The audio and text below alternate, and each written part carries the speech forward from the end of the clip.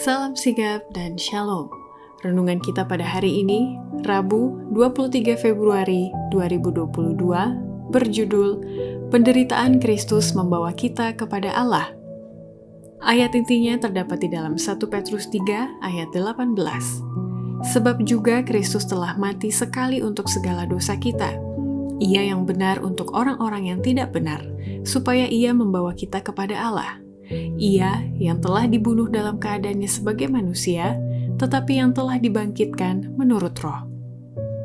Pena Inspirasi menuliskan yang dimaksud dengan judul renungan kita pagi ini, Penderitaan Kristus Membawa Kita kepada Allah, sebagai petunjuk bagi kita melihat kasih Allah yang tiada bandingnya, untuk supaya kita datang dengan penuh keberanian menghampiri tahta kasih karunia Allah adalah sebagai berikut. Pertama, cara meneladani penderitaan Kristus untuk supaya membawa kita kepada Allah adalah dengan menggunakan metode-metode Kristus yang istimewa untuk menolong orang-orang yang sedang dalam penderitaan dan kesusahan, dan melayani jiwa yang sakit karena dosa. Kepada semua orang ia membawa harta berharga dari gudang kebijaksanaan. Ia berbicara kepada mereka dengan bahasa yang sederhana, sehingga tidak mungkin mereka tidak memahaminya. Dengan metode-metodenya yang istimewa, ia menolong mereka yang sedang dalam penderitaan dan kesusahan. Dengan kelemah lembutan, keramahan yang sopan, ia melayani jiwa yang sakit karena dosa, memberikan kesembuhan dan kekuatan. Kedua, cara meneladani penderitaan Kristus untuk supaya membawa kita kepada Allah adalah, walaupun kita mungkin sedang menderita kesusahan, namun kita harus tetap setia menyatakan Kristus dan kuasanya kepada umat manusia dan kepada dunia. Kemiskinan datang ke dunia ini, dan akan ada masa yang sukar seperti yang belum pernah sebelumnya sejak ada bangsa-bangsa. Akan ada peperangan dan kabar-kabar perang, dan wajah orang-orang akan menjadi pucat.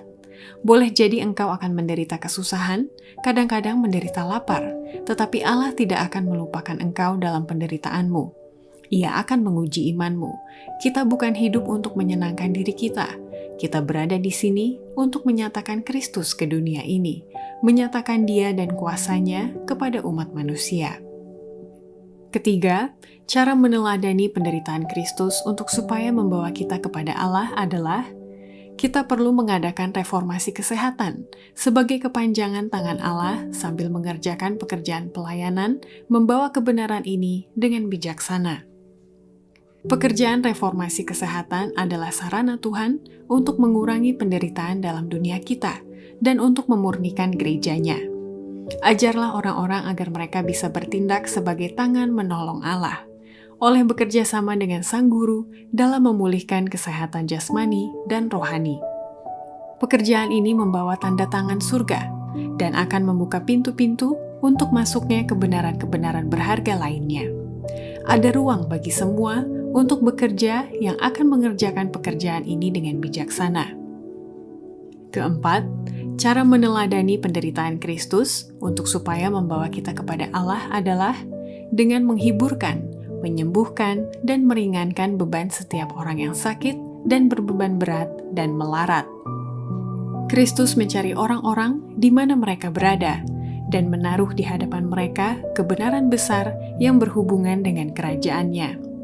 Pada waktu ia berjalan dari satu tempat ke tempat yang lain, ia memberkati dan menghibur yang menderita dan menyembuhkan yang sakit. Inilah pekerjaan kita. Allah mau agar kita meringankan kebutuhan orang-orang yang melarat. Demikianlah renungan kita pada hari ini. Kiranya Tuhan memberkati kita semua.